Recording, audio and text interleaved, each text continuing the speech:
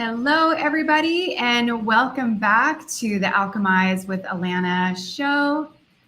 For those of you that are new here, why alchemize? Well, this is about looking at life and leadership and how we will always be faced with challenges, pressure, doubt, chaos, distractions. And so it's about taking those forces and turning them into something useful, something that we can use and make us productive. So it's about transforming frustration into focus, fear into courage, and noise into inner wisdom. So this isn't about escaping what's difficult. It's about transforming it into the very fuel that moves us forward. So in terms of today's topic, if you've ever found yourself double checking a decision or waiting for somebody else's approval or looking for the right answer before moving forward, this conversation is for you. We have gotten in a habit as a human species of outsourcing decisions, which can come at a cost. It can sometimes make things more confusing. It can drain our confidence. And in today's world, potentially even our freedoms. And when you constantly seek permission or ask the opinion of others, you sometimes will stop hearing your own voice. And that's where the doubt can start to creep in. And sometimes it'll be different than what others suggest.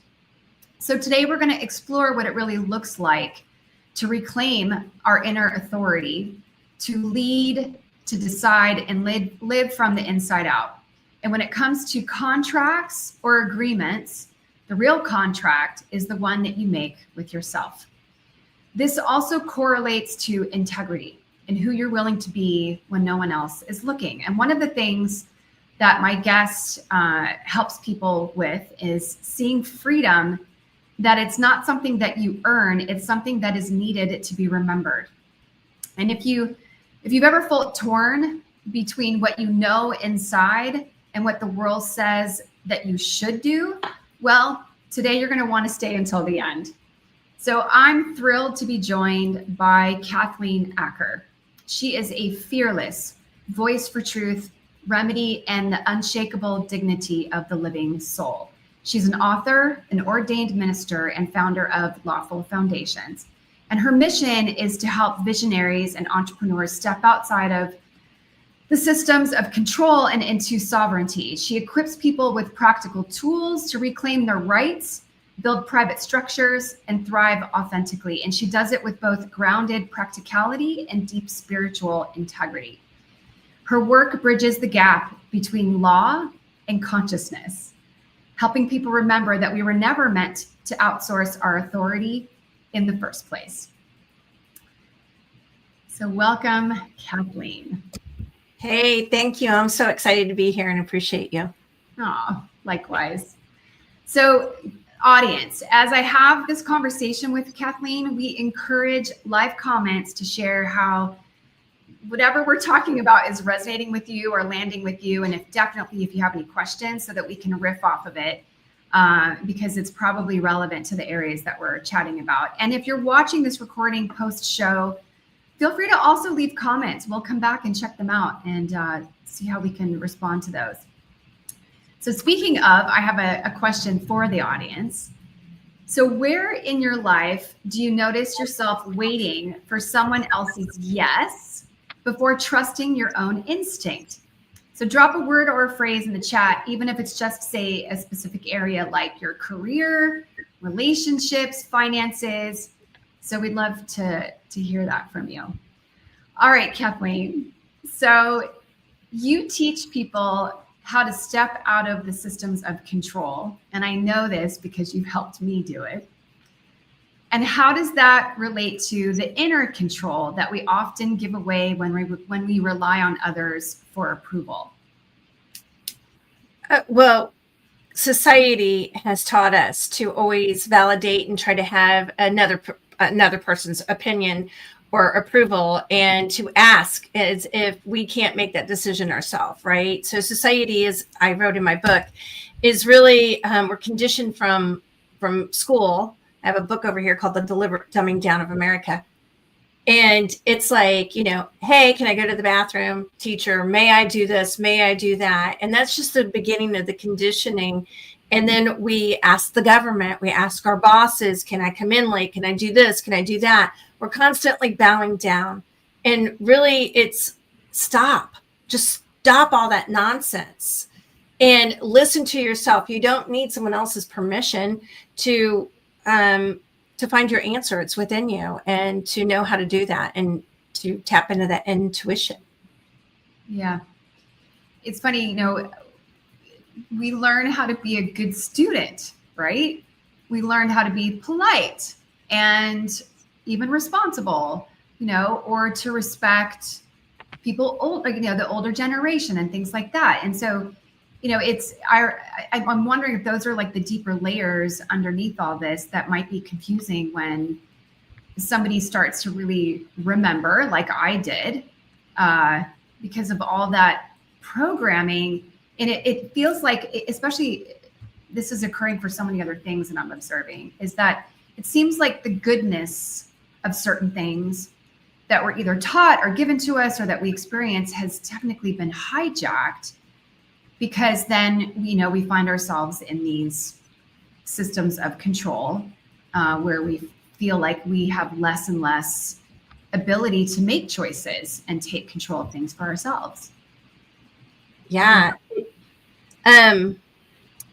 It's really like society's taught us that you want to be people pleasing. They taught us from World War II on. We know, like, tell on your neighbor, tell on this person, tell on that person, and as if that's an honor, and it's very much dishonor, because you need to have integrity and be authentic and be true to yourself, and stop asking everybody else for their approval and their validation. You're never ever going to get it. And then what we end up with is we don't feel worthy. We feel limited. We feel like not enough. And that's baloney. You need to, I give out in my course like a permission slip. And I was just talking to actually my nephew today, and I said, I give out this permission slip and I don't think people are using it enough. So it's funny that we're talking about this, because give yourself, write out a permission slip. I give myself permission to not ask somebody else for validation. I give myself permission to, listen to my inner guidance, to take deep breaths and pauses, and to trust my inner wisdom to kick in and to know what is right or wrong. When like you're deciding, like, should I take this job or not? You already know the answer, but you're like, oh, let me talk to so-and-so. Let me talk to that person. Let me talk to that person and get their opinion. And we don't need their opinion, within. So tapping into that and trusting yourself. Yeah. Well, it's funny. It's like, that in the coaching world, we often say, don't should on yourself. Right. Like, but yet, we, even though, we do it to ourselves, even though it's also coming from the external or people around us. Yeah. And it's interesting how we seek approval. And there's that element of the need to give ourselves permission, which it's such a strange thing, especially when we're adults, right? Like we're adults, we're adulting. At what point did we ever recognize that, wait a second, I'm an adult and I can give myself permission to do something? And why do we even need to give ourselves permission to do something? The whole thing just seems so psychologically and emotionally interesting, but yet it shows up a lot in my work too. I mean, I coach senior leaders at corporations, team coaching. I coach founders and business owners. And yet, even in that regard, like I have a client who she's really struggling to pay herself a salary, to give herself permission to pay herself a salary, because she has such a deep-rooted belief in that she needs to sink all the money back into her business. It's fascinating how it shows up. I think that when you were talking about that, it came into identification. Like, how do you identify? And that's another conversation that I was having today. And sometimes we identify with something that no longer serves us. So let me give you an example. Someone that's going through a divorce, a job change, a relationship change, a major change in their life, whatever caused that or triggered that, they identify with a version of themselves that's no longer there. And that's part of it, I think, is we're constantly changing. If you're not changing, you're dying, right? So we're constantly changing. I think it's so funny when people say, I hate change. And I'm like, I mean, every second is change. Like, you can't like literally hate change, because there's nothing that is exactly the same. Even if you have a routine, it's a little bit different in how you feel. But it's how you identify with yourself and creating and knowing that you have the power to create the new identity. And that's another mission, right? Yeah, because it is. It's the death of an identity. And it's like, even in that programming of I hate change, like at what point did they decide or get the message that there's somebody who hates change? Like, do they need to give themselves permission to embrace change, to be okay with change? And in regards to change, here's something, it's a distinction that I really realized, is that when it's change that we initiate, of course it's going to be easier. Of course, I'm going to embrace it more. But if it's change that happens to me, it's much harder to receive it, to understand how it might be happening for me, or an even more elevated version of that is through me. So yeah, it's very interesting. Well, and then I don't know if it came from Tony Robbins or who, but it's like, life happens for me, not to me. And that was one of the things that really helps me through everything, is when I realize that life is happening for me. It's a total mind shift. And what you were just saying is, when things happen, when I've had a lot of tragedy in my life, I've had like one after another for a three-year period. Seriously, like I couldn't recoup from one before another one happened. And so that's a change that's happening, and you don't have any, I mean, you could sit there and wallow in it. I guess that just wasn't an option for me. So it was just like the carpet being pulled out from underneath your feet. You're going to get up, dust yourself off, and move forward. And you're going to do it, and you're going to do it, and you're going to do it. And I challenge everyone to look at your life and see when you've overcome challenges and how you did that, because a lot of times we downplay ourselves. And we give so much credit to somebody else. And stop and look at that, and look at your patterns, look at your rhythms, you know?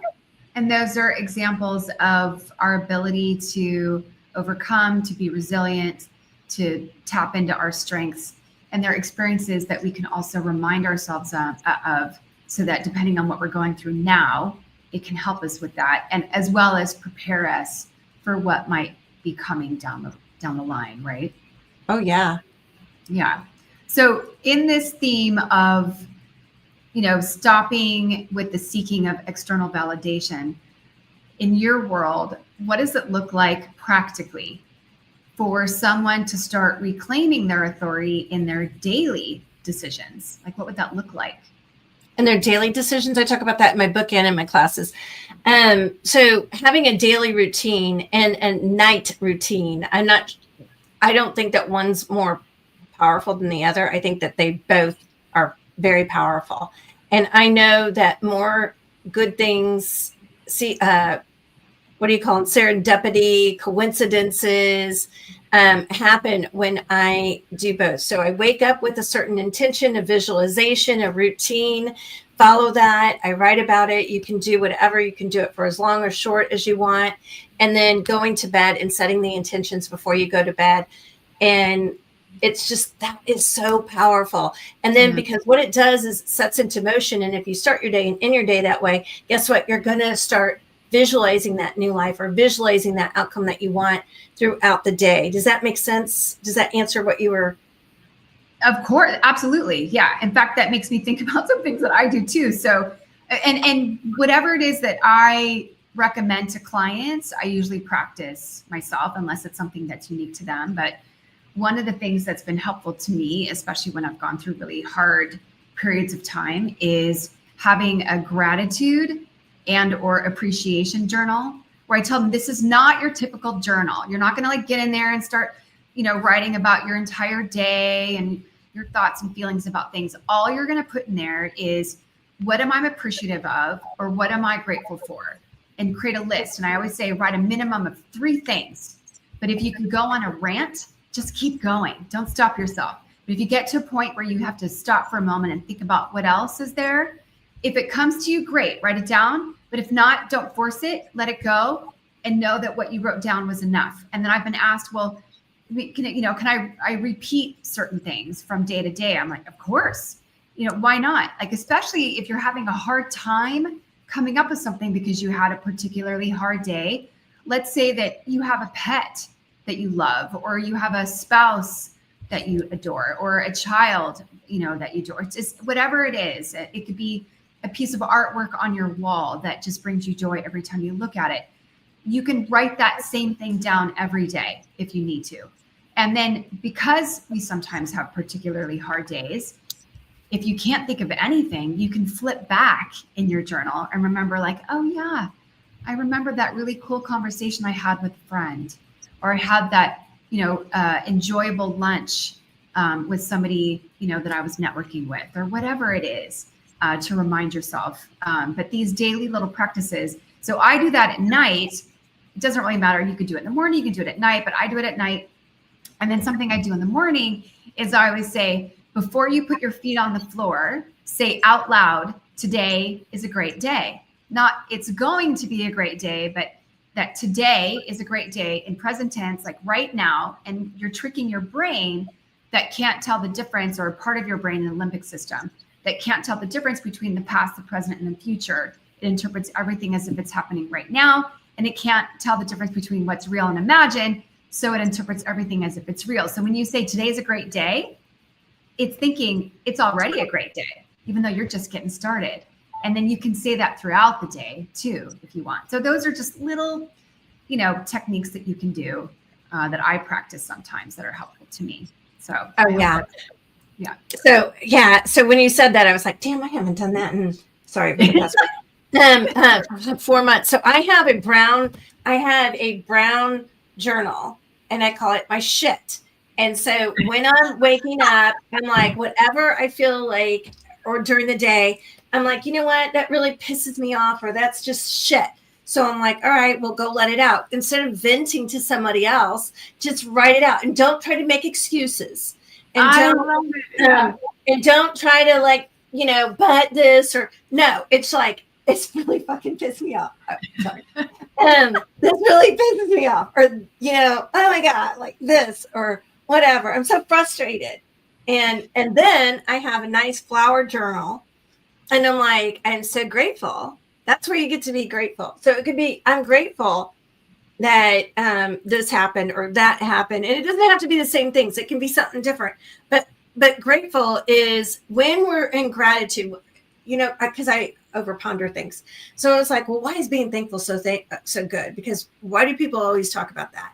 When you're thankful for something, when you're happy for somebody that has success, you are telling your subconscious mind and your body, oh my God, that's possible for me. So like when somebody just bought my class right before this call, and I was like, oh my God. So I want to stop and pause, and I have a funnel, and I'm like, thank you, more please, thank you.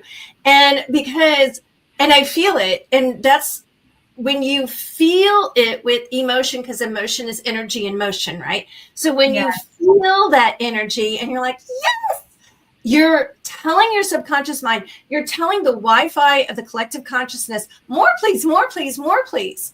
And I have a sign right here that says faith is like Wi-Fi. It's invisible, but it has the power to connect you to what you need.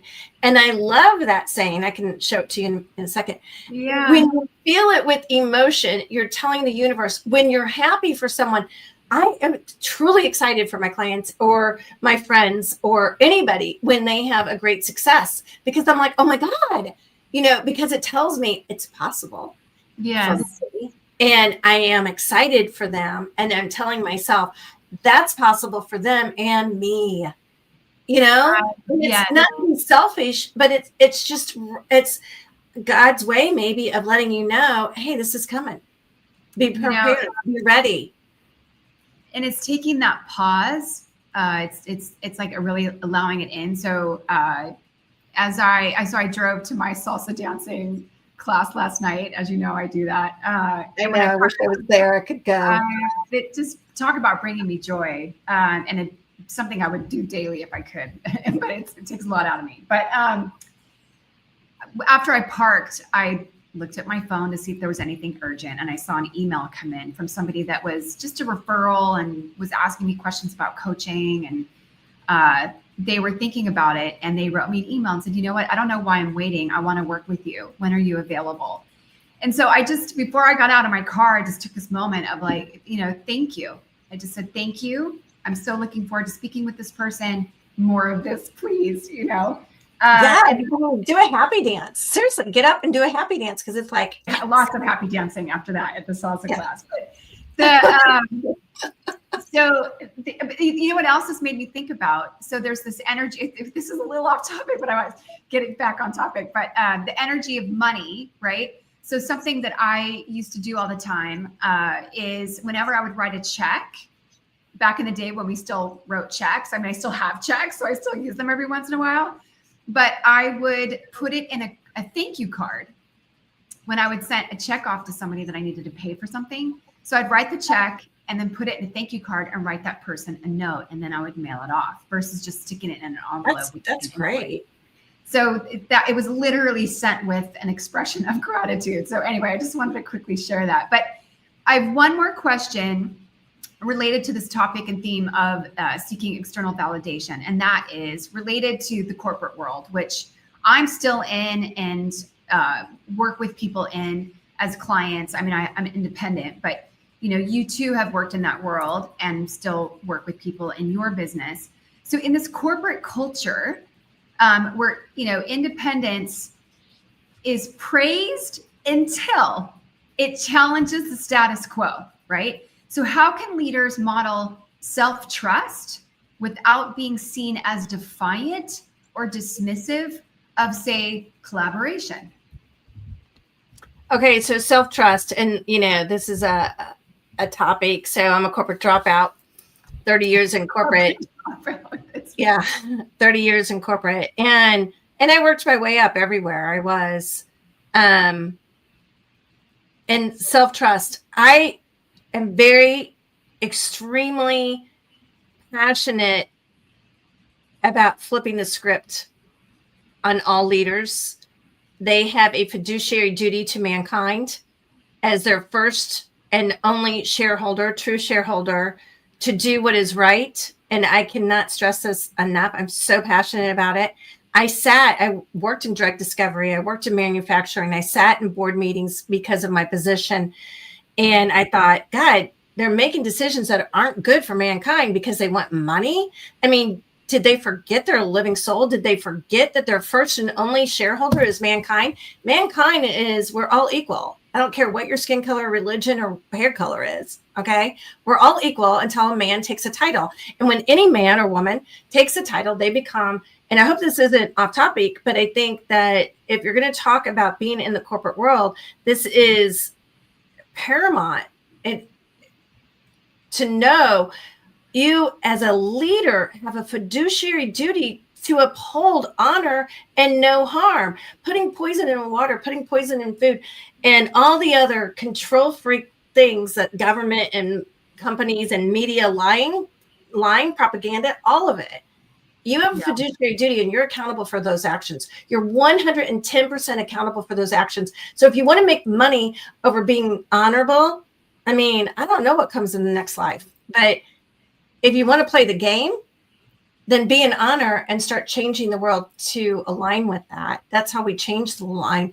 And standing up to that, as you know, and maybe people here don't know, I did stand up. I reported to the general counsel and I did stand up because to be in integrity with myself, I worked for a large pharmaceutical company and they wanted me to do something. And I was like, great. Thanks for the offer. I'm going to need to know your jurisdiction in my body, mind, and soul. Yeah. And really, that was to be in integrity, not only for myself, but I have a duty to my sons to protect their freedom. Yeah. Sina, I wish I had known you a couple of years ago when I was faced with some of those decisions too. And I made a similar decision. I just didn't have the same, how do I say this, inner knowing that I have now. I did it anyway, but I was I was in fear. I was scared. I didn't know what was going to happen. I just followed my instinct and thought, well, you know, this feels like I'm honoring myself and my own values, and I am so glad that I did. And it's been this time in the world is just such a interesting time. I mean, here we are, like practical. So I'm going to move into something that's a little bit more practical in regards to contracts and whatnot. But it all relates. And yes, it's all a contract. Everything's a contract, and all contracts are spiritual and binding. Yep. But I want to acknowledge, like, as we were talking, somebody in the chat said that self-trust is collaboration at the highest level. That when they trust themselves, oh yeah, when they trust themselves fully, that they show up more open, not needing to prove or defend. And that creates space for real connection, not performative agreement. I love that. I love that. That is super powerful. So kudos to them. That was excellent. Yeah. Okay. So next theme. Okay. Sorry, I got a little passionate. Nope, I do. I hold all leaders and politicians accountable. I do. To the as they should be. And I just want to touch on one thing before we move on. Go for it. We were all in a fear state. It was designed globally for us to be in a fear state, and everybody did the best that they could. And no one should shit on themselves, as you say. You should. And everybody did perfect.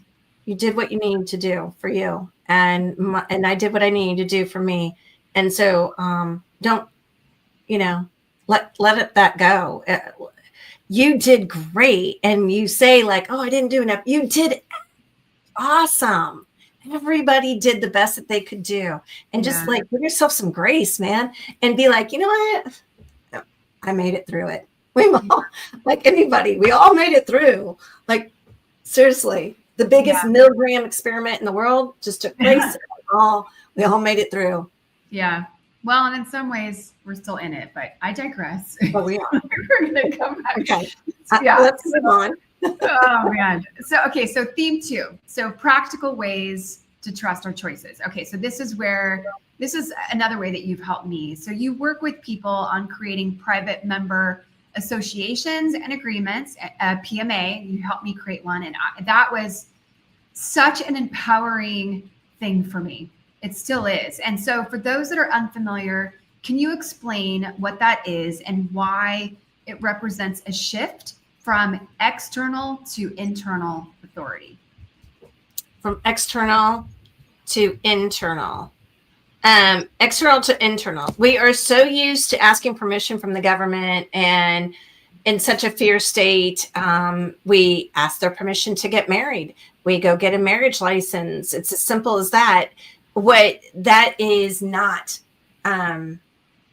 What I teach is what's always been around, what was original, and going back to that. That is being integrity and honor and no harm. And that is like in the marriage situation, is having a private matrimonial agreement where two come together under Creator and God and bring God into their bedroom, not the state. You don't need a state license. Get the state, divorce the state. The state has a vested interest in breaking up that marriage. We're so used to asking government for this or that, or thinking that the government has a power and the authority over us. The government is our servants. They are our servants. I cannot stress that enough. And when we stop giving our power over and start knowing we are here and they are below us, and I mean that in a compassionate way to always do that, it's to stop handing our power over and stop asking them for permission. One of the ways that we can do that, and this is how we can flip the script, is just like I said in the marriage, is have a private marriage agreement. And if you're worried about getting your benefits from your company or the state, they can't deny them. It depends how you put it, but they cannot deny it when you know that you have zero rights unless you invoke them, claim them, and declare them. So you invoke, claim, and declare your rights. And then you do that through private agreements. And private agreements is what was always around before. And so we can do that for our life and our business. One way in your life is a marriage or a divorce agreement being in the private. And you want to word that correctly to keep it in the private. And that way there's an open communication that's going to happen. in a loving, caring way, which is what we've all come to be so hurt. It's learning how to communicate again. And then in private agreements, and those are a faith-based organization, FBO. So it's always a faith-based, like a faith-based association, organization, ministry, but it's faith-based. So do you have faith in scalar energy? Do you have faith in natural remedies? Do you have faith in learning freedom steps, learning to operate in the private? Do you have faith in equity and learning about it? Whatever your faith is, no man can judge that. And so I teach how to walk in the private. And we're basically walking on water of maritime law and stepping in that contracts look like. What do they need to contain? You and I have the right. It's the first element of contracts is like kind. And that means mankind can, and mankind means man is kind. Mankind can operate with mankind and they can contract with mankind, but never, ever, ever can entities and man contract. And so entities with entities, living with living, never living with an entity can contract. That's an invalid contract. And like when I was in postgraduate paralegal studies, I was like, well, but I have a mortgage, I have credit cards. And what does that mean? And that's a deeper conversation and everything. Yeah. But we are often acting as a name, as an entity, as a sole proprietorship without knowing it. And it's remembering that. And as we remember that, it's easier for us to step into the private, to have these private agreements, to have a private member agreement, as what you were saying, PMA. So I call it a faith-based organization or a faith-based association with private agreements. And one of those can be a private member agreement. And establishing that and learning how to operate in the private, and that you have rights to do that, evoking, claiming, and declaring. Yeah. Well, what I love about it is, the language of that I have the right to do business with living soul to living soul. And when Kathleen says faith-based, it doesn't matter what religion you were raised in. I mean, I was raised Jewish, but I still incorporate some of that language into my PMA, and it's really empowering. And what I've also done, so this is in essence my new contract. So when I bring new clients on, some people, so far the ones that have signed it, no one has reacted weird to it. I've reviewed it with them. What I also love is I understand every single word on that contract that I can explain. And then I've actually taken that to the extent of putting private language on the footer of my website, in the footer of my emails and my newsletters, so that there's consistency across the board in terms of how I represent myself and how my business is positioned. So I just want to clarify that for people and how amazing these PMAs can be. So my next question related to PMAs is, so how does the process of creating a PMA or lawful agreement mirror that inner process of self-trust? It's all about self-trust. It's really knowing who you are, that you are a living soul. As a living soul, you have rights, invoking those and declaring them. It's a vibrational frequency, because as you learn this, first of all, it's about contracts. Everything's a contract, and all contracts are spiritual and binding. And so when you another thing that how we started it off tonight was asking permission from someone else, giving our power over to another. When you hire an attorney, I'm not giving legal advice. I don't give legal advice or opinion. When you hand your power over to an attorney to do your contracts, and you can't read that contract and you don't know what it says, and you need him or her to decipher it for you, you are handing your award of them. You're handing them all your power. Here, just be my master, basically, because then you can't even read your own contract, but you're signing it and you're binding your soul to it. What I teach is I remove all that legal ease, the spell casting of the legal ease, which is the undoing of God's law, and I put it into words, and I show you. More importantly, I don't do it. I show you. I teach you how to do it. It's very empowering. What that does is when you can write your own contract and you can explain that contract to someone else, you now are lifting that vibration frequency up to courage, because you have the courage to know your words, you're being accountable for your words, and you're being integrity for your words. And there is no freedom like that. And that's probably why they teach us, the Bar Association teaches you to hand everything over. And we're reclaiming that and stepping into our power. And that's why, like, your clients are like, yeah, I like this contract because they can understand every freaking word. They can understand exactly what it means. And they don't need to hire someone to read it for them to know what it means. And so I had someone ask me, oh, this one person wants me to rewrite my contract because they would have to have an attorney look at it. And I said, they obviously didn't look at it, because if they can't understand that, then they should go back to 5th grade.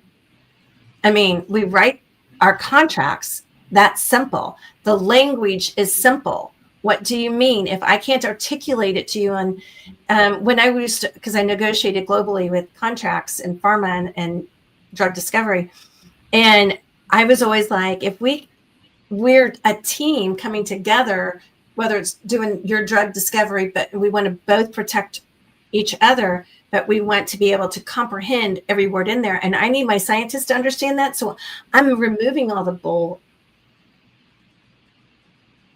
stuff. I'm removing the legalese so that my scientist can read this and know what he's supposed to do, or her. And it's really, when you learn contracts and had to write them yourself, why are we not teaching that in school? And maybe, and hopefully that will be taught in high school and in college, and everyone, it will be a required course, because it needs to be. And because it teaches you to speak for yourself. It teaches you what the words mean, and words have meaning. They cast spells. So it's giving yourself permission to operate in the private. Well, and I feel, even though it's a document, I feel connected to it. Yeah. Well, because you put a frequency into it. Yes. Yeah. And I mean, I'm sure your audience knows, but we're all electromagnetic field of energy. We're currency, and it's constantly going. And that's why there's different things that can affect your frequency. And that's just it. When 2 or more come together, I'm coming with you to help you write that contract, and I'm meeting your frequency so that you can put that in there, and then you're carrying it on. Everything has frequency. Everything. Yes. I've become a geek about frequency over the last couple of years. So that's a rabbit hole that I could go down very easily. Well, that's a whole conversation. Yeah. Okay. So the last question related to this theme. So in your experience, what's the biggest mindset shift that people need to make when moving from, say, public legalese systems to private lawful ones? What's the biggest mindset shift? It is a shift. It's a major shift, and it's a constant shift. And question everything, because all your beliefs are a lie. It's words have meaning, and my dad taught me to always look for the hidden in plain sight. So the word belief is a lie. It has lie in it, B-E, and then lie, and then F. So it's lie. And why is every belief a lie? Because you believe media without question, even though it's a lie vision, right? Yeah. And you believe media, Hollywood production. You believe without question anything anybody tells you. You believe history because someone told you, but did you research it to know it to be true or false? Yeah. And so it's questioning all your beliefs too, and constantly questioning them, So I think that's the biggest mind shift is, if you want to be the king, be the king by asking. I love that one. Yeah, that's a good one. Well, my dad taught me that one. I love that. Your dad sounds like I want to be the king. I know. The other day I was talking to a friend of mine. She always talks about her grandparents, and I said, that question where people ask you, like, who would you want to sit down with and meet of somebody that's already passed on? You know how most people will say some celebrity or somebody from history. I'm like, I want to meet your grandparents. Like, that's because they just, and same with yours. They sound like your dad sounds like a really cool person. And so I want to ask the audience really quick for you to ponder something. When faced with a big decision, do you tend to analyze it endlessly? There's like analysis paralysis type thing, or do you go with your gut and then adjust later. So which pattern do you trust more and why? So it's something for you to think about for yourselves. But anyway, and then I saw a question that I just want to reiterate. The question really is when moving from public legalese to private lawful ones. So that's the distinction. And it took me a bit to really get that language down. You can ask Kathleen about that too. Anyway, okay, so do we still have Kathleen here? Yeah. Oh, okay, for some reason I couldn't see it. All right, great. So the last theme is, so why is inner wisdom enough? So as we've been talking about, so many of us have been trained to believe that authority lives out there, right? Like in contracts and governments or systems, as you stated earlier. So what do you notice that happens when somebody realizes it's always been within them? Well, that's an accountability too. So that can be a hard one to swallow when you're first starting this journey, right? That you're accountable for all your actions, and we're all sinners, and we're all like on a journey of self-discovery. So when you know that you have the power within to heal at any level, and that you control the outcome, then what was the question? Because I kind of got lost, but it's really knowing who you are. Yeah. So it's a constant knowing. Yeah. It's what happens when somebody realizes it within them. So like for me, you know, you were talking about earlier, like being pissed off. Like I think I've been pissed off a few times during this journey of realizing times where I've given my power away, or I've made decisions that I now, well, if I'm totally honest with myself, regret and wish I didn't make. I don't want to beat myself up about it. I want to recognize why I did it and realize that I was, in essence, kind of under a social hypnosis, if you will. And then it's what I didn't know. So now that I know this, I can take the empowering part. It's like processing my anger while also recognizing, you know, how I can empower myself and take ownership and do things differently going forward. And boy, am I, like it not just in the contracts or my agreements and having a PMA with my business, but like even, you know, declining facial scans at the airport, or, you know, I don't want to go down there. Yeah, it amazes me that more people aren't doing it, but yeah. It's the emotional journey, right? It's the emotional journey. Yeah. It is an emotional journey. And so when you ask the audience, I think when you're making a big decision, do you ponder on it? Like, look, I pondered on when Jesus walked on water and then the next one fell, what that meant. I ponder on a lot of deep things. But when it comes to making decisions, I go with that gut feeling. Boom, I've made a decision. One decision was a couple of years ago. Well, I make them all the time by my gut feeling. But I was like, you know what? I want somebody that's going to hold me accountable, that's going to have a diet plan, that's going to have me working out, that's going to have me doing breathing techniques. And, you know, because breath is life, and breathing, I hold my breath. I hold my breath for a long time. We all do that. When you're on the flesh, you hold your breath. So it's just remembering to breathe. And so when I say breathing, I mean like intentionally breathing exercises are really good for you because it brings oxygen to your blood and to your cells. So anyway, a friend of mine and I are talking, and she says, oh, there's this one person, look her up. And she literally hit every single box. And so I immediately, I was like, okay, I'm paying right now. And she was like, you don't even know when it starts. And I'm like, I don't care. I just said, I want these 5 things. You showed me somebody that's giving me these 5 things. Why would I second guess that? Why would I need more information? Like, am I not trusting? I asked, I received. Yeah. And sometimes spontaneously. And it's like, why overanalyze that? because we do. It's that analysis paralysis. We don't trust it because it's different than what we've been taught. It's different than what we've been living our entire lives, or what other people model it to us, or other people around us are still living.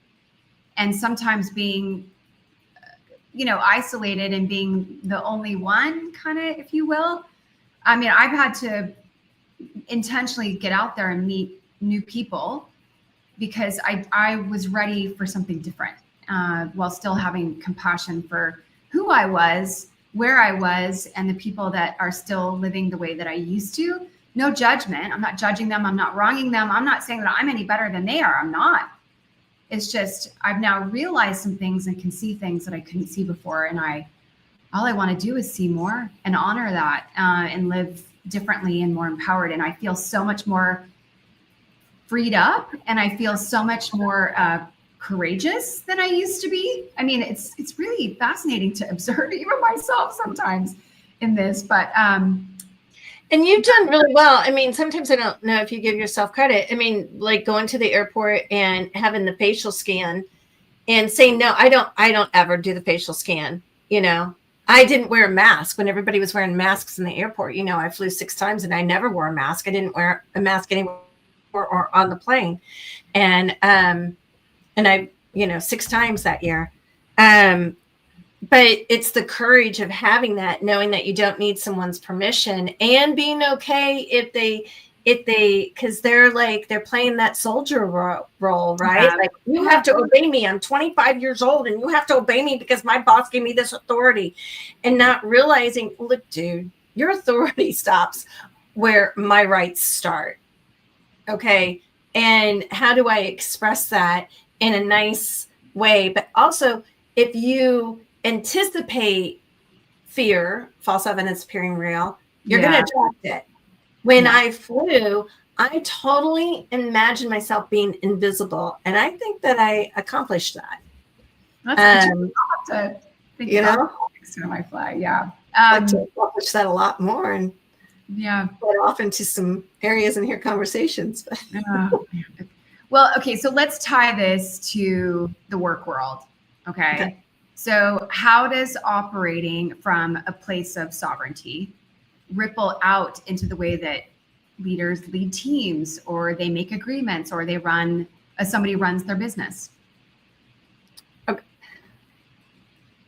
So how they're running their businesses with integrity and being in honor of that, and listening to what others, but knowing that you have boundaries and setting those boundaries. I think the biggest thing for teams and for leaders and everything is open communication, and what your expectations are. That's just it. Like, a great story is, I was in this group of girls and we were talking, and she said, when I got married, I was telling my husband, why are you not doing this? And he said,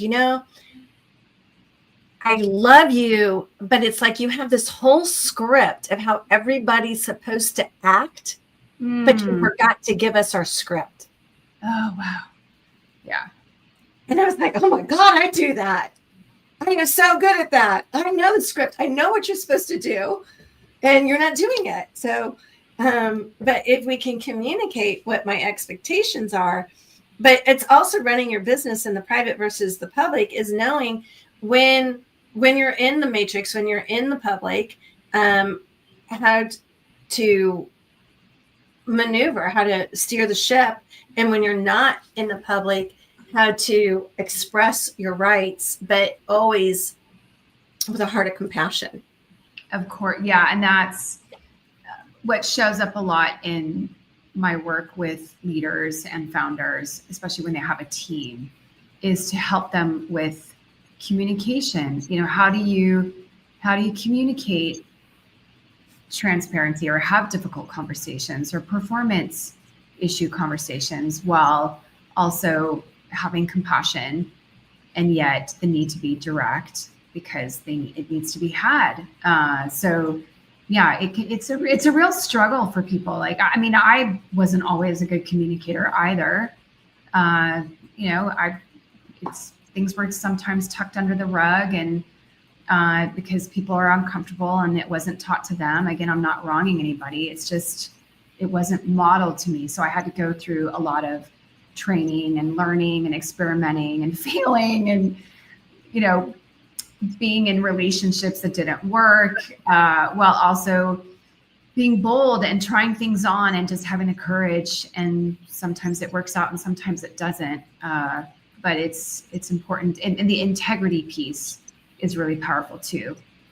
More or less. Yes, you're going to say something. No, go ahead. No, you go ahead.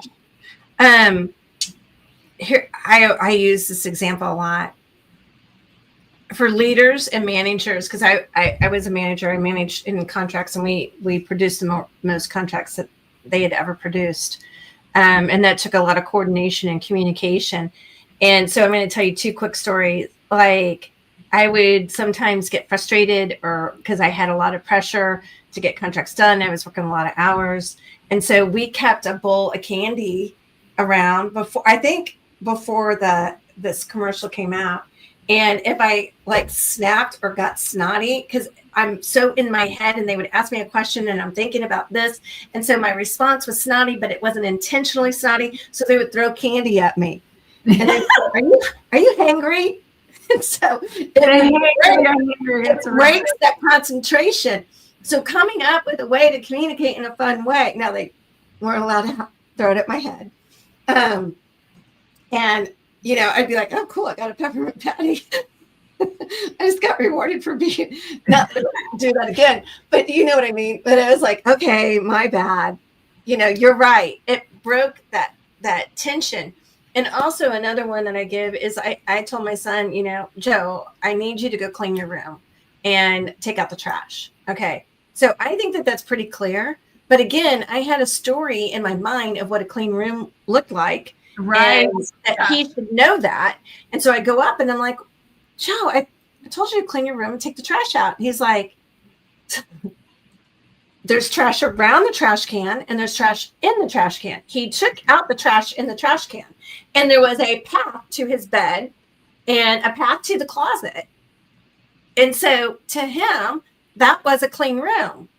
And so it was learning to say, I can't fault him as a leader or as a manager. That's the things that I would do with contracts too, is how can I better explain this for my expectations? But because clearly my expectations of a clean room were different, but I totally got it. And when we were reviewing contracts, and we would get a red line because we red line a lot. And she was like, God, and she built up this entire story of this person being very angry and mean on a red line. And I was like, oh, I can fix that. When we respond, we're like, hey, not sure what you meant here. Can I word it differently? But take it from a positive. All you do is flip the script. You can change that story to a positive instead of thinking someone's doing this, that, or the other. I've been in that position. And just saying, okay, how can I help them? How can I flip this to the positive and respond from that? So you're going to respond from a negative. I'm mean and they're not doing enough. And I'm going to come after them because I have to have so many, and corporate does this. You have to have one bad person and you have to have one good person and the rest have to fit in the middle. I know that scale. I was like, that's a bunch of crock of BS. Okay. If they're all good, they're all good. And I'm not going to sit there and compare them. So you do whatever you need to do, but I'll rate them how I'm going to rate them. And that's integrity. And that's saying, being able to communicate. If I can't communicate, I should have a team that's all positive. I should have a team that's all 8 and 10s. Right? Yeah. It's have a 1 or a 2 because then I failed them. They didn't fail me. Well, and there's a lot of different perceptions and interpretations of what things mean, right? So when you were talking earlier about how he interpreted a clean room or take the trash out, that's funny. I had a client who she kept being told, and she started to believe it, that she wasn't strategic, that she needed to be more strategic. She kept hearing, you need to be more strategic, you need to work on that. And she was part of a team where there was a lot of strategy going on. And, a couple sessions in, I thought to myself, what does that really mean for her? Exactly. What does it mean? what was cool was I said, I'm going to challenge you to really think about this for yourself. Like, what does strategy mean for you?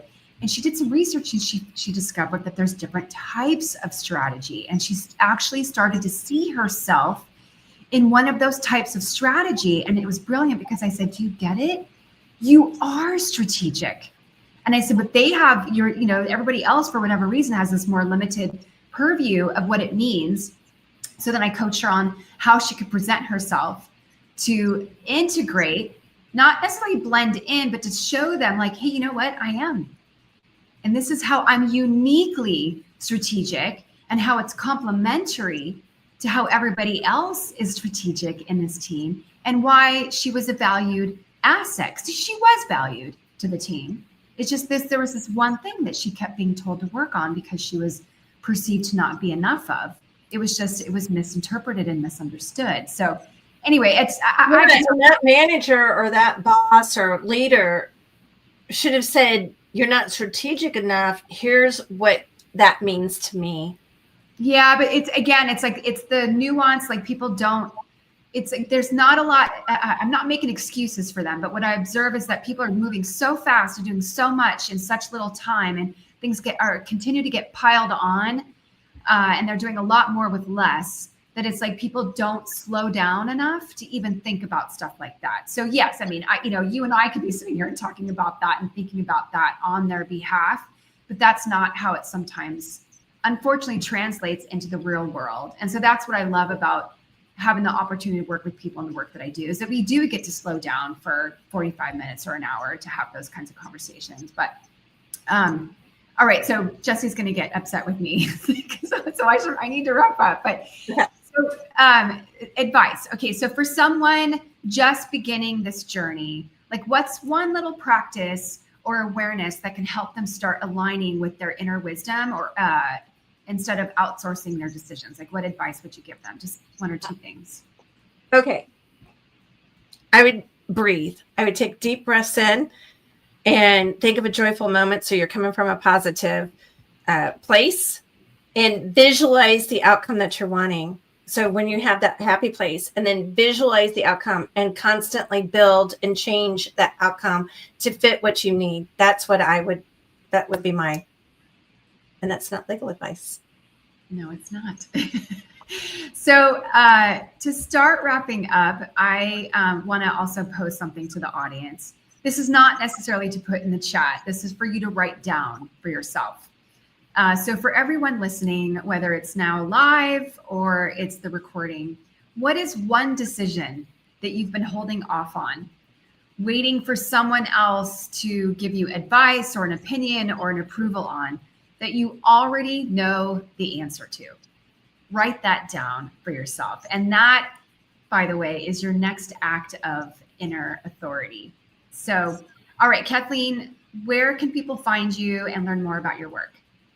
My website has my social media on it, and my website is thegameoflife101.com. Perfect. I love it. And for those that are tuning in, this conversation is your reminder that sovereignty, freedom, and trusting your inner authority starts from within. So stop waiting for the world to tell you that it's okay to trust yourself. The permission you've been looking for has been yours all along. And if this conversation resonated with you, share it with a leader, an entrepreneur, or somebody else who needs to hear it. And also, if this conversation resonated, I want to invite you to head over to my website and sign up for my newsletter. And Jesse's going to share that there it is. That's where I share deeper insights, tools, and ways to apply what we're talking about here, along with many, many, many other things, so that you can own your own leadership journey. And also, while you're at it, go give my business page on LinkedIn a like. It's a way for me to stay connected and for you to see upcoming episodes and be part of this growing conversation in terms of alchemizing your inner world and your outer world into what real leadership can look like today. And thank you, Jesse, for the support and dropping those links in there. So once again, thanks for being here. We're wrapping up another episode of Alchemize with Alana, and we'll keep you posted on the next one. So thanks again for being here.